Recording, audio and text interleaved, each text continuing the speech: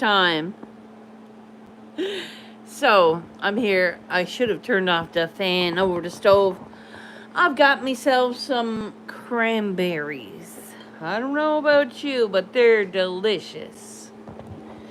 And I had them in my fridge since I bought food last, which was probably, I don't know, 2 weeks ago.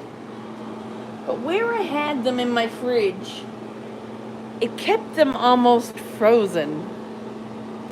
So when I popped them out of the fridge and realized they were frozen, oh yeah, baby. I hadn't wasted $4 on a pack of cranberry juice. No, I didn't. And I have that on because, of course, every time I seem to fry some cheap bacon, it burns on me. Every time, too. Cleaning out my cupboards and trying to pack up what I can. Realize the things that I procured for myself over the years. I don't know, between gifts and people giving me things and things being left behind and shopping at the thrift stores, or this was bought at like that bulk burn thingy. That was bought at bulk burn. But I got a lot of things that I've compiled, and when you neglect your things, they tend to like just be everywhere. So I had quite the conundrum of a counter. Look, you can see my counter now. Holy shitballs! You know that's Mrs. Brown. I tell ya, I couldn't see my counters when I woke up this morning. Realized that I had neglected my safe space, which is my kitchen. My kitchen seems to be like the epitome of where I was most of my days, because the painting table, which is cleaned off now, don't judge, cleaned off now, it's cleaned off to where I need to use it. And my kitchen, which I cook daily, and if I don't cook daily, I pops out a tub of Atla. That's previously cooked food. So I'm not cooking for supper because I made bacon for breakfast. So I popped out a ting. It's understandable that if you don't take the moments to tidy up, it's going to overwhelm you. And I realized I had a full garbage bag because I had forgotten to take it out. So that was like stuffed to like there. It was here. And I was wondering why I was a little, I don't want to make breakfast till this is clean. And that's what I did. So that's what I proceeded to do. I not only cleaned the counters, I swept the floors, I did the bathroom, I did the hall, I did this. This is my next step after my juice. I'm making my juice, and then when I'm done, I'll putting that away and straining that off into a container.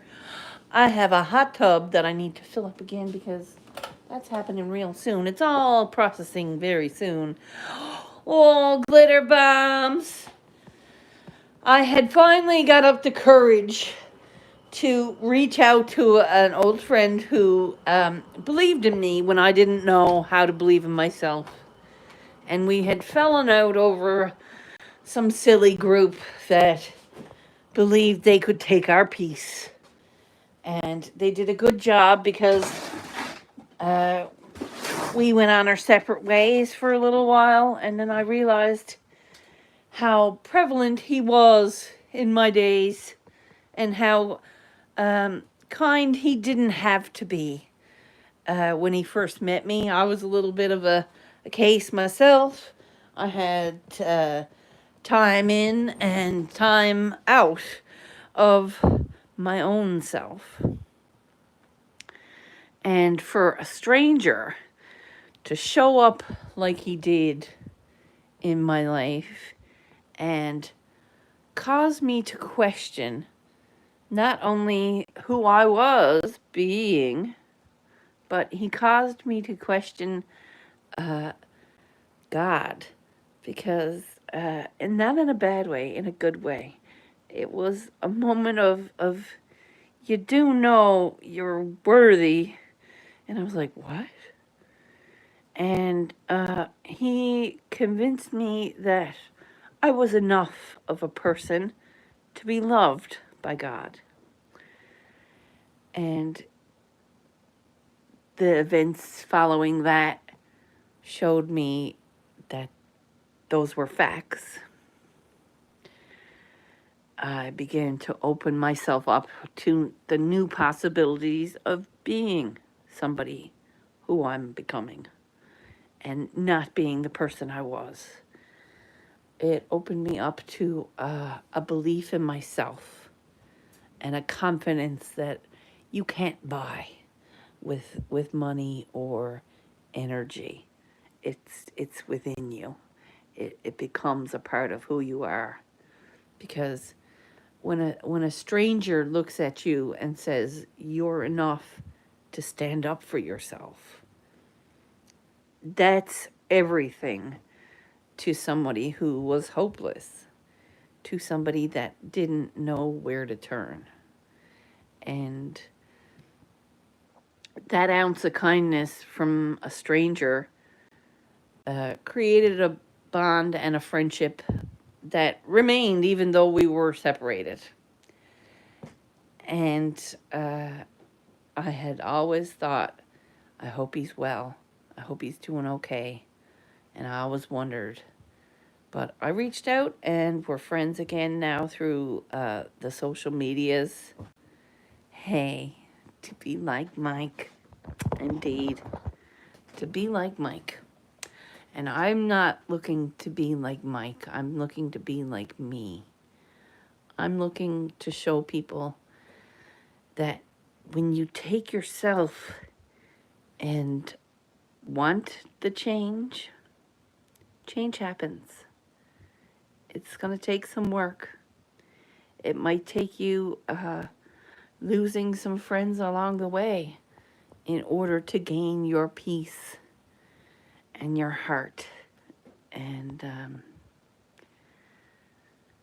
when someone believes in you like that, don't not believe that. Don't say, oh, you're fucking nuts, bye. Don't know what you're talking about. You don't know me. They don't know you, but they still know you're worthy, and they still want you to believe in yourself. And confidence didn't come easy for me, and it still doesn't come easy for me. But when I step into something that I know I want, or I know it's good for me, or I know it's good for the people that I care about, I know that I'm going to step into it with confidence. I know that, yeah, there's days where I don't feel like getting up out of bed, but my plants need to be put on the friggin' counter. They got to come off the rack and go over to the counter. That one there. Because there's like 2 little plants in that's not supposed to be there. I just popped 2 seeds in, hoped for the best. So, when you're looking at yourself, feeling the doubts, or my painting sucks holes, or I didn't feel like I'm worthy today, we are all here and we support you. And the people in your life, don't worry about how bad it feels, because they see you as a good thing. They see you as a wonderful, magical being that can do anything. And that's a blessing. Hey, now. Good speed. Oh, goodness. Sending some healing vibes, girl. Sending some healing vibes. I wanted to take the time today to let y'all know when somebody says, "Oh my God, you're pretty powerful, honey. You can do a lot. You can do a lot with your energy. Don't waste it on things that drag the life out of you. Don't sit there and wait for your phone to ring to get some attention off of some dude that hates you anyway. It's a stepping up for yourself. When there's someone there telling you that, oh, this is very possible that you could probably be something, well, you're already something. And that person is just trying to show you that you are something. So I'm gonna keep showing up here, and I'm gonna keep doing the things that I do, like making my juice, so I don't have to drink the crap and corn syrup. Now, that doesn't mean I'm not gonna eat a candy. I'm gonna eat a candy, and I'm gonna make my bread, and I'm gonna paint my paintings. And I put the auction off till spring, because you know what? I think it should be in spring. Why am I having a twice a year auction? We're gonna do it seasonally now. I'm gonna get some spring paintings ready with some pretty flowers, because I'm in the mood to feel that. So I'm gonna pedicure my feet when I strains off my juice. You knows it's gonna be good. I hope that you. Hello, my dear. Glitter bombs. When you feel like you don't know where to turn, reach out to somebody. It's not going to stop you to talk. It's not going to tell someone, "Oh, I don't know what to do." Well, let's figure it out. Let's figure it out together. Let's find the moments that makes us. We don't have to look for things that break us. We could be searching constantly, looking at things that break us. Or we can look for the things that make us. And whether it's the second time I pedicured my feet this week, twice, or calling the lady back because your ribs sucked holes. They did suck holes. They were pretty dry. And the lady said, bring the ribs back. She said, I want you to try a different rib, because our ribs are the best. And I'm like, pay $12 for a rack of ribs, yo. I was hoping to get my money back for a pack that I'm never going to eat. The lady is now giving me back 2 packs of ribs to try. And I said, after that, she said, after that, if you don't like them, I'll give you a cake. I said, no, I don't want the cake. I just wanted to replace my ribs. I'm not going to eat them. I'm okay with the ones but she's going to do me a solid and set me up with some honey garlic ribs. I'll take those. I won't turn those down, yo. So those are good. I don't have to worry about throwing away ribs that I'm not eating. So we have some bonuses this week. I learned the assist program, and by the end of the assist program, the girl said, hey, you interested in coming to the mental health first aid? Well, yes, I am. It's 5 years. I took it 5 years ago, and it's up this year. I would love to renew.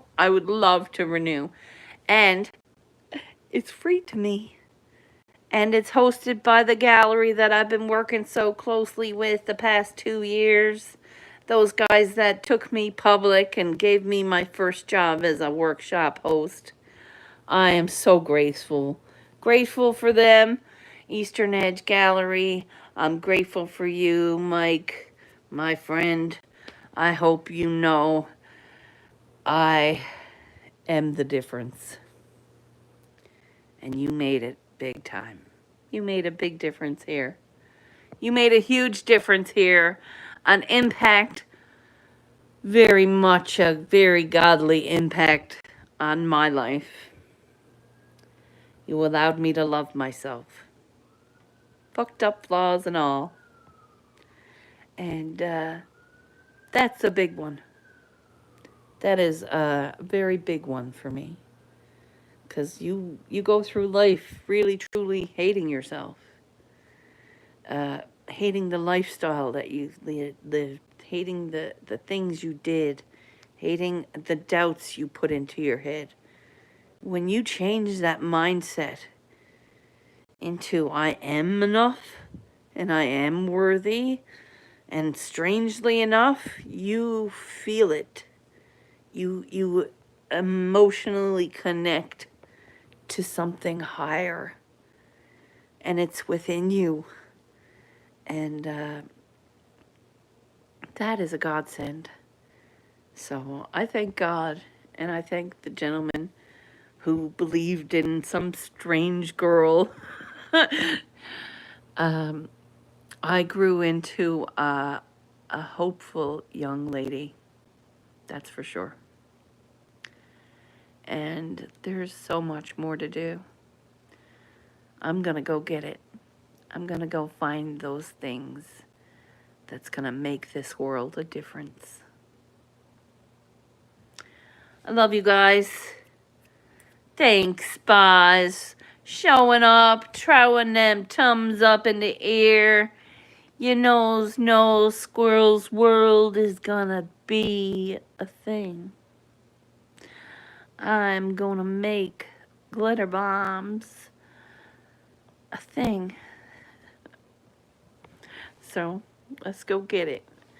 Whether I'll be chasing around my tail as a squirrel, or I'll be telling y'all you're worthy. Because even if you don't see it, I do. And that counts. So I love you. Loves ya. Whoop whoop. Hello, my friend. Much love. Thanks for coming.